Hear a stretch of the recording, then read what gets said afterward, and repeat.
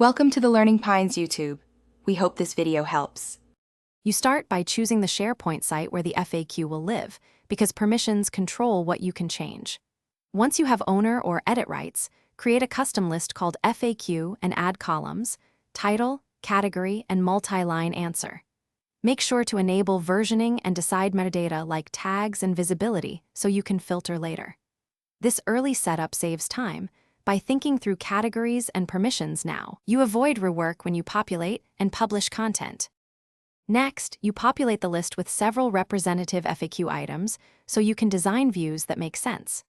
Once done, create key views, all FAQ by category and recently updated, applying filters and sort orders for quick access. Make sure to use column formatting or a simple Power App form if answers need rich text or images.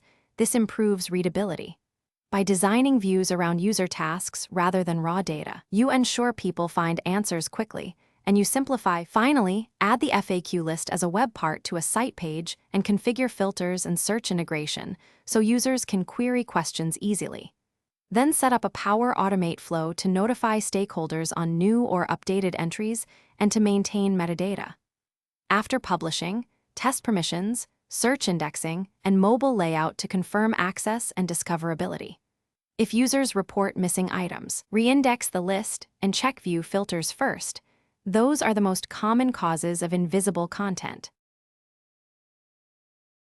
Thanks for watching. Consider subscribing if we helped you.